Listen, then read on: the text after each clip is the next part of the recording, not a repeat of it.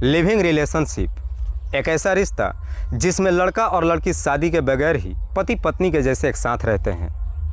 एक ऐसा रिश्ता जो शायद इस दुनिया का कोई भी शरीफ माता पिता अपने बच्चों को इजाज़त नहीं देता है।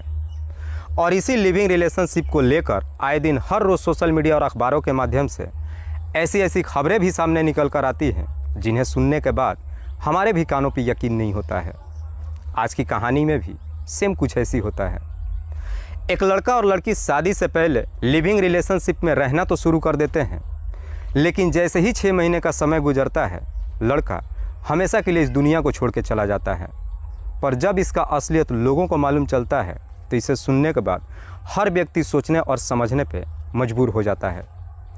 नमस्कार, आदाब, मैं हसमुद्दीन और आप देख रहे हैं सफ़र क्राइम तक। आज की जो सच्ची घटना मैं आपको सुनाने वाला हूँ, दरअसल ये घटना है मध्य प्रदेश की। मध्य प्रदेश का एक ज़िला पड़ता है हमीरपुर और इसी हमीरपुर का एक थाना पड़ता है राठ।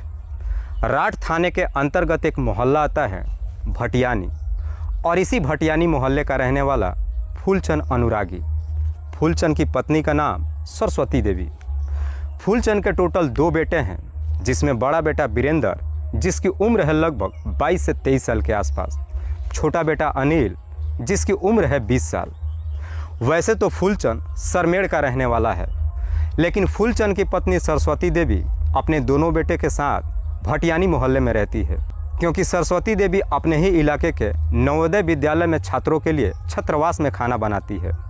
सरस्वती देवी का बड़ा बेटा वीरेंद्र एक मिठाई के दुकान में काम करता है, तो छोटा बेटा अनिल एक जूते की फैक्ट्री में नौकरी करता है। फूलचंद जो सरमेड़ अपने पैतृक गाँव में रहता है, बीच बीच में कभी कभी अपने परिवार से मिलने आते जाते भी रहता है।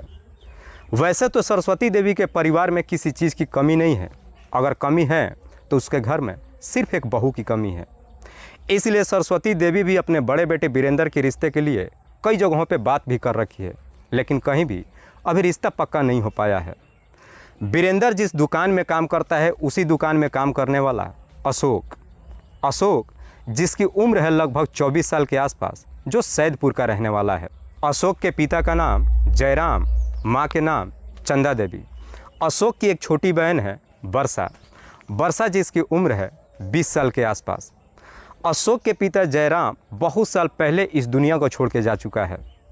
जयराम जब इस दुनिया को छोड़ के चला जाता है, उसके बाद से चंदा देवी भी अपने दोनों बच्चों की बड़ी मुश्किल से परवरिश करती है। अशोक और वर्षा बड़ी मुश्किल से 10वीं तक पढ़ाई करते हैं, लेकिन जैसे ही 10वीं तक की पढ़ाई कंप्लीट हो जाती है, घर की माली हालत ख़राब होने की वजह से दोनों अपनी पढ़ाई छोड़ देते हैं। अशोक मिठाई के दुकान में काम करने लगता है, तो वर्षा अपने घर में अपने माँ के कामों में हाथ बटाने लगती है। एक दिन वर्षा जब अपने भाई के लिए लंच लेकर के दोपहर में दुकान पे जाती है, तो वहीं पे पहली बार मुलाकात वीरेंद्र से होती है। वीरेंद्र जब पहली बार वर्षा को देखता है तो वर्षा की खूबसूरती देख पहली नज़र में उसे अपना दिल दे बैठता है। जब वीरेंद्र को मालूम चलता है कि वर्षा अशोक की बहन है, हालांकि वीरेंद्र अशोक को पहले से जानता तो था, लेकिन उससे बातचीत नहीं करता था। इधर वीरेंद्र जब वर्षा की खूबसूरती देखता है तो अब वर्षा के नज़दीक पहुंचने के लिए उसके भाई अशोक से दोस्ती कर लेता है। उसके बाद से वर्षा जब भी अपने भाई के लिए खाना लेकर के जाती है, वीरेंद्र भी वर्षा से बातचीत करता है। लेकिन वीरेंद्र जब वर्षा से बातचीत करता है तो उसकी बातें सुनकर वर्षा को भी समझने में देर नहीं लगता है कि वीरेंद्र उसे चाहने लगा है। दरअसल कहीं ना कहीं वर्षा भी वीरेंद्र को चाहने लगी थी। वीरेंद्र एक मौके का इंतज़ार करने लगता है कि कब उसे मौका मिले और अपने प्यार का इजहार कर सके, और आखिरकार वीरेंद्र को एक दिन मौका भी मिल जाता है। वर्षा जब अपने भाई को खाना खिला करके अपने घर के लिए रवाना होती है, वीरेंद्र पीछे पीछे उसका चलना शुरू कर देता है। वर्षा जैसे ही थोड़ी दूर जाती है, वीरेंद्र आगे से जाकर वर्षा का रास्ता रोक लेता है और मुस्कुराते हुए उससे कहता है कि मुझे तुमसे एक बहुत ज़रूरी बात करनी है। जब मुस्कुराते हुए वर्षा से इस तरह की बात कहता है तो वर्षा को भी समझने में देर नहीं लगता है कि वीरेंद्र कहना क्या चाहता है।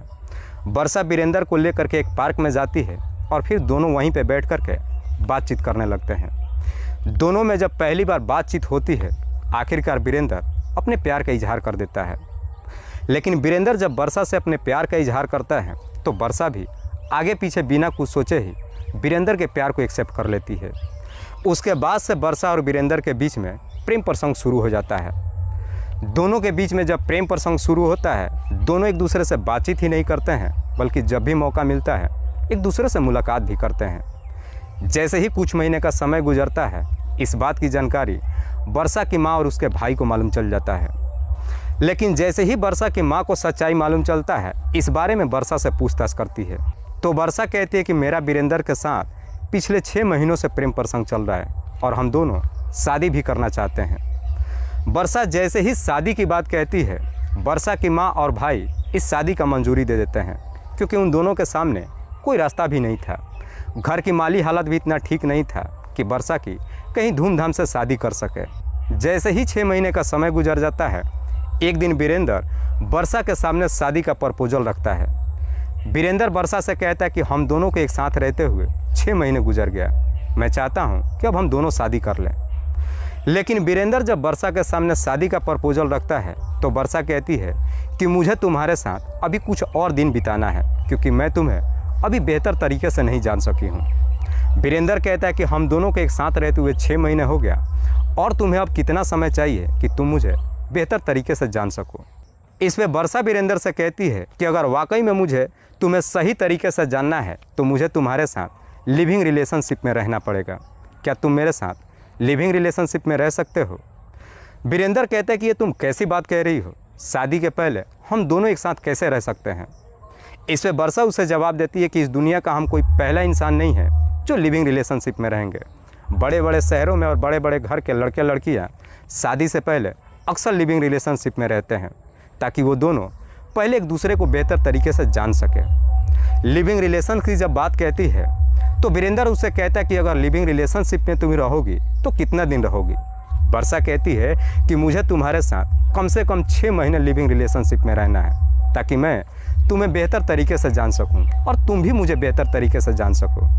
अगर 6 महीने के बाद हम दोनों एक दूसरे को बेहतर तरीके से जान गए तो हम शादी कर लेंगे, वरना हम अपने अपने रास्ते को हो जाएंगे। हालांकि वीरेंद्र इस बात के लिए तैयारी नहीं होता है, लेकिन वर्षा जब उसे जिद करने लगती है, आखिरकार वीरेंद्र घर पे जाता है और इस बारे में अपने माँ से बातचीत करता है। लेकिन जैसे ही वर्षा के साथ लिविंग रिलेशनशिप में अपने ही घर में रहने की बात अपनी माँ से कहता है, इस बात पे सरस्वती एकदम से भड़क जाती है। कहती है कि ये किसी कीमत पे नहीं हो सकता है। मैं किसी भी ऐसी लड़की को अपने घर में रहने नहीं दूंगी जिससे तुम्हारी शादी ना हुई हो। अगर ऐसी लड़की आकर के मेरे घर में रहने लगी, अगर कुछ गड़बड़ हो गया तो हम बुरी तरीके से फंस जाएंगे। लेकिन वीरेंद्र वर्षा से बेइंतहा मोहब्बत करने लगा था। वीरेंद्र जब अपनी माँ के सामने जिद करने लगता है, आखिरकार सरस्वती देवी भी अपने बेटे की बात मान लेती है और फिर 5 जून 2020 को वीरेंद्र वर्षा को लेकर अपने घर में आ जाता है और फिर अपने ही घर में वर्षा के साथ लिविंग रिलेशनशिप में रहने लगता है। धीरे धीरे जब समय गुजरना शुरू होता है, 1 महीने तो बिल्कुल ठीक समय गुजरता है, लेकिन जैसे ही 1 महीने का समय गुजर जाता है, उसके बाद से वर्षा का असली चेहरा सामने आने लगता है। दरअसल वर्षा ना घर का कोई काम काज करती है और ना ही बड़ों छोटों की लिहाज करती है। इसी बात को लेकर के वर्षा और वीरेंद्र के बीच में झगड़े तकरार भी शुरू हो जाता है। वीरेंद्र वर्षा को काफ़ी समझाने की कोशिश करता है, लेकिन वर्षा वीरेंद्र से कहती है कि अब मैं तुम्हारे साथ इस घर में नहीं रह सकती हूँ। दरअसल अब हम दोनों कहीं अलग एक किराए का कमरा लेकर के रहेंगे। लेकिन वीरेंद्र वर्षा की बात नहीं मानता है। वीरेंद्र वर्षा को समझाता है कि अगर तुम्हें रिलेशनशिप में रहना है तो इसी घर में रहना पड़ेगा, ताकि मेरी माँ और मेरा भाई भी तुम्हें बेहतर तरीके से जान सके। वीरेंद्र जब वर्षा के साथ अकेले रहने के लिए तैयार नहीं होता है, आखिरकार वर्षा कैसे भी करके वीरेंद्र के साथ उसके घर में रहने लगती है। धीरे धीरे लगभग 5 महीने का समय गुजरता है, लेकिन जैसे ही 5 महीने का समय गुजरता है, अब वर्षा का वीरेंद्र से काफ़ी झगड़ा तकरार शुरू होता है। ये झगड़ा तकरार सिर्फ इसलिए होता है क्योंकि वर्षा वीरेंद्र से कहती है कि तुम जितना भी पैसा कमाते हो वो ला करके मेरे हाथ में दो। लेकिन वीरेंद्र जितना भी पैसा कमाता है वो वर्षा को नहीं देता है, बल्कि अपने माँ के हाथों में ला करके दे देता है। 10 नवंबर 2020 को शाम के करीब 5 बजे के आसपास सरस्वती अपने स्कूल में बच्चों के लिए खाना बनाने के लिए जा चुकी थी।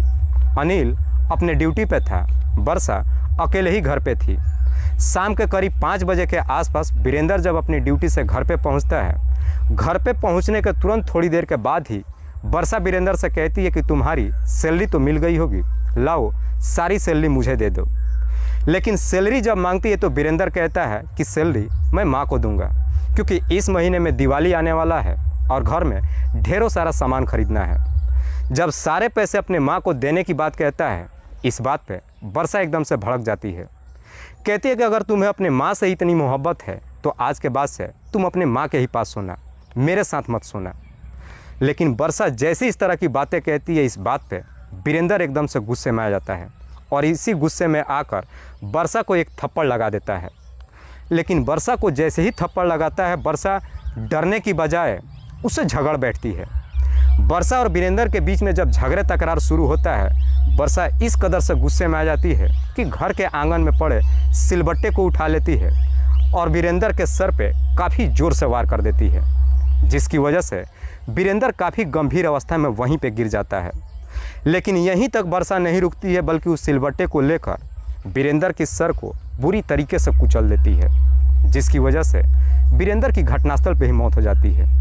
उसके बाद से वर्षा घर से बाहर निकलती है, बाहर दरवाजे पे ताला लगाती है और सीधे सैदपुर अपने घर पे पहुंच जाती है। इधर शाम के करीब 8 बजे के आसपास सरस्वती जब अपने काम से घर पे पहुंचती है तो देखती है कि घर के बाहर दरवाजे पे ताला लगा हुआ है। सरस्वती आस पड़ोस के लोगों से पूछताछ करती है, पर सरस्वती जब आस पड़ोस के लोगों से पूछताछ करती है तो आस पड़ोस के लोग कहते हैं कि ये ताला तुम्हारे घर में रहने वाली वर्षा ने बंद किया है। वर्षा जब ताला लगा रही थी तो ताला लगाते हुए कह रही थी कि माँ बेटे ने मेरी ज़िंदगी को हराम कर रखा है, मैं थाने में जा रही हूँ। पड़ोसी जैसी इस तरह की बातें सरस्वती से कहते हैं तो सरस्वती को लगता है कि ज़रूर कुछ गड़बड़ है। सरस्वती बड़ी समझदारी से कदम उठाती है, अपने घर के दरवाजे पर लगे हुए तले को नहीं तोड़ती है, बल्कि सीधे इस बात की सूचना पुलिस को देती है। इधर पुलिस को जैसे ही सूचना मिलती है, पुलिस अपने टीम के साथ सरस्वती के घर पे पहुंचती है। पुलिस जब दरवाजे पर लगे हुए ताले को तोड़ करके अंदर एंट्री करती है, उनके साथ में सरस्वती भी जब अपने घर के अंदर एंट्री करती है, घर के आंगन में वीरेंद्र की जब डेड बॉडी को देखती है, सरस्वती छाती पीट पीट करके रोना धोना शुरू करती है। दरअसल उसके डेड बॉडी के बगल में ही वो सिलबट्टा भी पड़ा था। पुलिस जब इस बारे में सरस्वती से पूछताछ करती है तो सरस्वती कहती है कि साहब मेरे बेटे की हत्या वर्षा ने किया है। पुलिस सबसे पहले वीरेंद्र की डेड बॉडी को अपने कब्जे में लेती है और उसे पोस्टमार्टम के लिए भेज देती है और फिर सरस्वती के तहरीर पे वर्षा की नामजद मुकदमा दर्ज करती है और उसी रात को ही करीब 9 बजे के आसपास सैदपुर वर्षा के घर पे अपने टीम के साथ पहुंच जाती है। पुलिस जब वर्षा के घर पे पहुंचती है तो वर्षा भी अपने घर पे ही मिल जाती है। पुलिस वर्षा को अपने कस्टडी में लेकर थाने में जाती है और फिर वर्षा से वीरेंद्र की हत्या के बारे में पूछताछ करती है। पुलिस जब वर्षा से वीरेंद्र की हत्या के बारे में पूछताछ करती है तो वर्षा भी बिना किसी सख्ती दबाव के अपनी सच्चाई कबूल कर लेती है। वर्षा कहती है कि मैंने जो कुछ भी किया है बिल्कुल होशो हवास में किया है। दरअसल माँ बेटे ने मेरी ज़िंदगी हराम कर रखा था। फिलहाल पुलिस ने वर्षा को अपने कस्टडी में लेकर उस पर गंभीर धाराओं में मुकदमा दर्ज करके जेल भेज दिया है। दोस्तों, इस घटना को सुनाने का उद्देश्य मुझे किसी को परेशान नहीं करना है, किसी को तकलीफ़ नहीं पहुंचाना है। बस आपको बताना है आप जहां भी रहें सुरक्षित रहें और अपनों का ख्याल रखें। तब तक के लिए जय हिंद, जय भारत।